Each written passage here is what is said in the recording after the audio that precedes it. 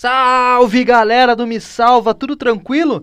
Nessa aula nós vamos estudar o processo que vai culminar com a independência do Brasil. É isso mesmo, o Brasil aqui agora vai começar a romper laços definitivamente com Portugal, pelo menos laços no quesito de administração, né? Então vamos lá, vamos ver o seguinte, ó pessoal, a gente já tá careca de saber isso, mas nunca é demais lembrar, nenhum processo histórico de uma dimensão, de um processo de independência de um país, de uma colônia em relação a uma metrópole, nenhum processo de independência, uma ruptura administrativa ou um fato dessa dimensão, acontece do dia para a noite, acontece do nada. Não, é uma série de acontecimentos, é uma série de processos que vai desgastando um modelo e que, a partir de uma soma de fatores, vai desaguar em um outro processo. No caso aqui, nós pretendemos então analisar uma série de elementos, uma série de processos, de fatos históricos importantes que vão ser fundamentais para a gente entender o processo de independência, tá? Então, olha só, gente, eu fiz uma linhazinha do tempo aqui para a gente compreender didaticamente o que está acontecendo aqui antes da independência do Brasil, que vai ser em 1822, tá? Então, o Brasil rompe laços com Portugal administrativamente, deixa de ser, então, uma colônia, vice-reino, enfim, administrada por Portugal e passa a ter sua autonomia administrativa. Mas como é que isso acontece? Então, me ajudem aqui. Olha só, prestem atenção. Em 1789, a gente já vai ter um movimento que é bem interessante, que é a Inconfidência Mineira. O que foi esse movimento da Inconfidência Mineira? É o movimento lá em Minas Gerais, no auge do ciclo do ouro, dos produtores do ouro, né? Aquela elite mineira que explorava o ouro, estava insatisfeita com os altos impostos, ou seja, insatisfeita com o pacto colonial, que obrigava o Brasil a manter os lucros para a metrópole. Então, Portugal extraía o máximo de lucro possível da atividade mineradora. Então, uma elite de Minas Gerais vai se levantar contra esse pacto colonial e vai desaguar na Inconfidência Mineira, tá? Então, o primeiro movimento aqui já começa a ter uma certa... ganhar força, um movimento que faz crítica àquele pacto colonial, àquela estrutura colonial, certo? Bueno, em 1808, o que acontece? Tu já tá ligado também, em 1808, a França e o Napoleão invadem Portugal, né? Toda aquela pressão que tinha para bloquear os portos para a Inglaterra e tudo mais, a França inimiga da Inglaterra, o Portugal não obedece porque Portugal era aliado da Inglaterra, e aí a França invade Portugal como represália. A corte portuguesa foge de Portugal e vem para o Brasil. A chegada da corte no Brasil vai representar a vinda também de uma estrutura administrativa, de um setor de instituições, uma série de funcionários públicos, ou seja, um setor administrativo que o Brasil não tinha. Isso é importante, é um passo importante para um país que quer ter uma autonomia administrativa, é ter uma estrutura administrativa, né? É ter funcionários públicos, enfim, é ter uma estrutura para administrar e ter uma autonomia, certo? Então a corte traz isso de Portugal junto com ela, porque ela vem fugida de Portugal, certo? Então, por isso que é importante, o 1808 e a vinda da corte é muito importante para a gente também entender o processo de independência, porque eles trazem uma estrutura administrativa que o Brasil não tinha, certo? E aí todo um treinamento de administração, de funcionários públicos para assumir pastas importantes nessa administração aqui no Brasil, certo? Bueno, galera, 1817, pertinho aqui da independência, que vai ser 1822, portanto, 5 anos antes, a gente vai ter uma revolução em Pernambuco, que é um movimento que vai ser inspirado pelo ideal iluminista, inclusive lá da Revolução Francesa, da Revolução Inglesa, que também vão influenciar a Inconfidência Mineira, que é os ideais republicanos, que é o ideal, né, de romper com o absolutismo, com uma monarquia. Portanto, aqui, na Revolução Pernambucana, a gente tinha a ideia de Pernambuco conquistar uma independência em relação a Portugal, né? Então, essa revolução vai trazer o ideal iluminista, vai trazer o ideal da república e vai trazer o ideal contra a colonização, contra os laços do pacto colonial de Portugal com o Brasil. Só que essa experiência, então, ocorre em Pernambuco, ainda que por tempo determinado, eles tentam lá implementar um regime republicano. Isso é sinal que essas ideias e os laços com Portugal estão se fragilizando a partir desses movimentos, né? Galera, em 1820 é um movimento importante, só que não ocorre no Brasil esse movimento, ocorre lá em Portugal. A família real estava toda aqui no Brasil, né? Desde 1808. Só que em 1820... vai estourar uma revolução lá em Portugal, a Revolução Liberal do Porto, certo? Galera, em 1808 a família real vem, então, em 1800 por conta da invasão da França lá em Portugal, em 1815 a França acaba deixando Portugal, certo? Só que em 1820 a elite portuguesa está insatisfeita com essa coisa da corte portuguesa estar no Brasil, porque quando a corte vem, o Brasil é elevado a vice-reino de Portugal. Então ele deixa de ser uma mera colônia e ele passa a ter um status importante. Por quê? Porque a família real está aqui no Brasil, né, galera? Então olha só, vai estourar essa Revolução Liberal do Porto pela insatisfação da elite portuguesa, certo? Com o fato da corte portuguesa estar no Brasil. Então essa Revolução Liberal, esse conceito de liberal, ele está associado aqui à questão da burguesia, né, gente? Burguesia. Por quê? É a burguesia que vai defender o ideal iluminista lá na Europa, que vai fazer críticas ao Estado absolutista, né? Que vai fazer críticas ao absolutismo monárquico. Essa burguesia quer participar também do poder político. Essa burguesia vai protagonizar o processo das revoluções inglesas, Revolução Francesa, certo? E aqui também vai protagonizar em Portugal, ainda que tardiamente, em 1820, essa revolução de caráter liberal fundamentada no ideal iluminista. Galera, essa revolução, então, essa burguesia portuguesa vai fazer algumas exigências. A gente tem aqui, primeira delas, a volta da família real para Portugal. Eles não queriam que a família real ficasse aqui no Brasil, até porque o Brasil, com a família real aqui no Brasil, o Brasil era elevado a vice-reino de Portugal. Isso não interessava a Portugal, certo? Pelo menos a elite portuguesa. Eles também defendiam o seguinte, a limitação dos poderes do rei. Dom João VI volta para Portugal, só que chegando aqui, tu vai ter que governar junto com o parlamento, tu não vai governar de maneira absolutista, certo? Acabou a monarquia absolutista aqui, Dom João. Tu volta, nós queremos que tu volte, mas tu vai ter o teu poder limitado por um parlamento, agora vai ter eleições para o parlamento. Olha só, o ideal iluminista, aquela coisa dos três poderes, Montesquieu, sempre ligado nisso, galera. Olha só. Revolução liberal, cadê a contradição aqui desse termo liberal? Essa burguesia portuguesa queria que o rei não se metesse nos seus negócios, né? Portanto, a burguesia tinha que ter parte no poder político. Então, a burguesia portuguesa queria comercializar com quem ela bem entendesse, né? A elite portuguesa, os grandes comerciantes, queriam negociar com quem eles quisessem, não queriam o rei se metendo nos negócios dele.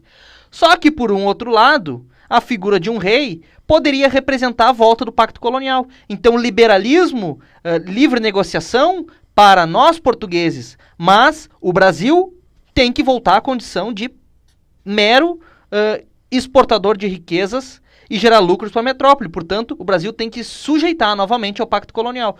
Para o Brasil não tem liberalismo econômico, é para nós, Portugal, só. Olha só que coisa linda, né? Isso é uma contradição, mas enfim. Olha só, 1821, portanto, pressionado, a família real portuguesa retorna. Chegando lá, o parlamento vai fazer a contagem dos membros da corte. E eles vão se dar conta que faltou alguém. Quem faltou? Dom Pedro. Certo? O herdeiro do trono de Dom João VI. Ai, meu Deus. Agora a coisa vai começar a ficar mais clara. Por quê? Porque Portugal vai enviar uma carta ao Brasil e vai exigir a volta de Dom Pedro, certo? O Dom Pedro não queria voltar. Por que o Dom Pedro tinha ficado no Brasil? Porque aqui ele tinha uma vida solta, dizem que ele era muito mulherengo, ele era um jovem, tinha gostado do Brasil, aqui ele tinha uma certa liberdade, certo? E essa elite portuguesa dizia que o Dom Pedro ele tinha saído de Portugal muito cedo, ainda criança, portanto era preciso que ele voltasse para Portugal para aprender os costumes da nobreza portuguesa, para ter aprender a cultura portuguesa, né? Para que ele não abandonasse os valores de uma sociedade portuguesa. Só que o Dom Pedro não quer. E aí o que acontece? Tem um cara que vai ser o conselheiro do Dom Pedro, que vai ser o José Bonifácio. É um cara bem importante durante todo esse processo aqui da independência e também depois no governo do Dom Pedro I, depois nos outros processos que vai vir, certo? Então olha só, Dom Pedro, esse José Bonifácio vai espalhar pelo Rio de Janeiro a ideia de que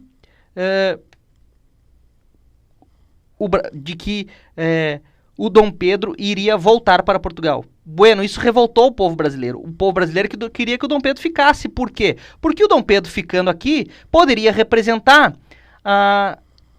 representava a esperança de que, num futuro próximo, o Brasil ia se tornar independente. Então, o povo brasileiro queria romper os laços com Portugal e, portanto, isso dependia se o Dom Pedro ia ficar ou não. Dom Pedro ficando, sim, poderia romper laços com Portugal. Se o Dom Pedro voltasse, o Brasil voltaria a ser uma engrenagem do pacto colonial.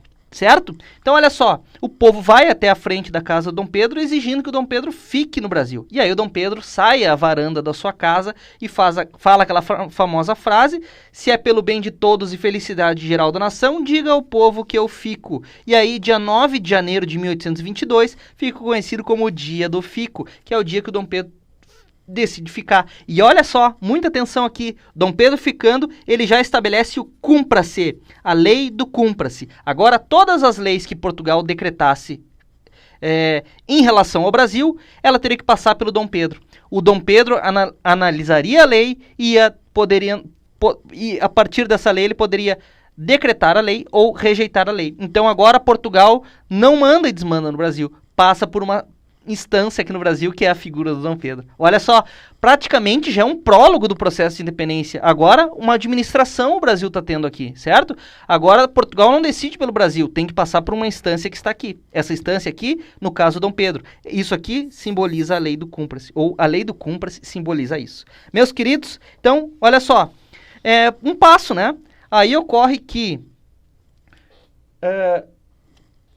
a partir disso, Portugal vai enviar um novo documento para o Brasil, exigindo imediatamente que acabe com essa palhaçada de cúmplice, que o Dom Pedro tem que voltar imediatamente, senão Portugal invadiria o Brasil e levaria ele na marra. Bueno, o Dom Pedro vai fazer uma reunião com fazendeiros no Rio de Janeiro, né? Em São Paulo, aliás, então ele está no Rio de Janeiro, ele vai fazer uma viagem até São Paulo para se organizar com grandes fazendeiros brasileiros para organizar o processo de oficialização da independência do Brasil.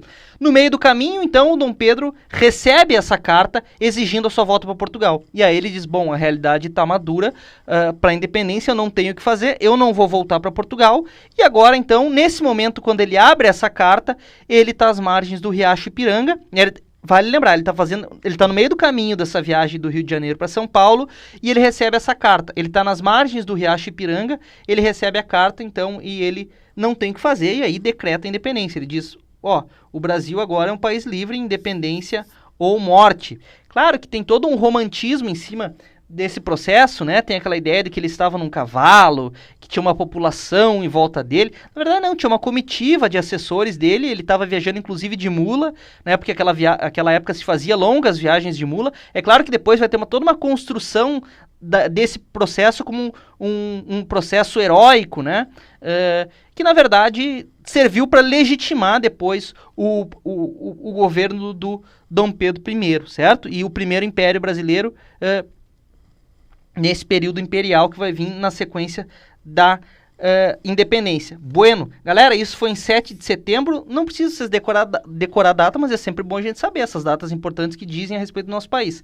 Em setembro, aí ele volta para o seu escritório, redige uma carta para as províncias brasileiras, dizendo que agora o Brasil é um país independente, que tem uma instância que vai governar o Brasil, que é como se fosse um eixo central do Brasil, que deu autonomia para todas as nossas províncias, para o nosso país, portanto, e envia uma carta, então, ao parlamento português e ao Dom João VI, o seu pai, no caso, dizendo que agora o Brasil era um país independente, que acabou aquela palhaçada de pacto colonial de vez e qualquer tentativa da volta dele, certo?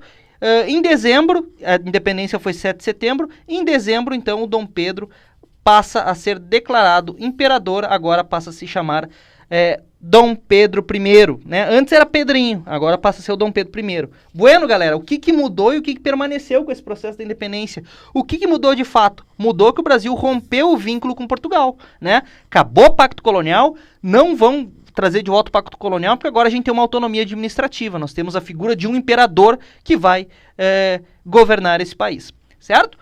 O Brasil agora se torna uma nação e deixa de ser um vice-reino ou uma colônia, ok?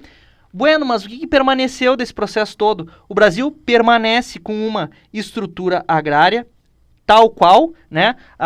Porque os grandes fazendeiros, os grandes latifundiários, toda aquela estrutura produtiva que nasce lá no Brasil colônia, de grandes extensões de terra na mão de poucos, ou seja, o latifúndio, né? Os grandes fazendeiros vão também participar desse processo da independência, porque eles têm também um interesse aqui. E aí, portanto, permanece igual essa estrutura agrária do Brasil, do latifúndio. Permanece, por exemplo, a escravidão. Ao contrário de todos os outros países da América Espanhola, que quando fazem a sua independência, colocam fim à escravidão, o Brasil permanece. O Brasil vai ser um dos últimos países que vai abolir a escravidão. Isso vai trazer consequências trágicas na vida brasileira até hoje, certo? Um país que tem um longo período de escravidão também é um país que se forja numa desigualdade, certo? E também o Brasil vai manter uma monarquia. Quer dizer, agora não é uma monarquia portuguesa que nos governa, agora vai ter uma monarquia aqui no Brasil, que os que vão estar presentes durante todo esse processo do Primeiro Império e do governo do Dom Pedro I. Bueno, que mudou? Rompemos o vínculo com Portugal, que permanece toda uma estrutura econômica e social que vai trazer consequências trágicas depois, né? Galera, é mais ou menos isso aí que é o nosso processo de independência, belezinha?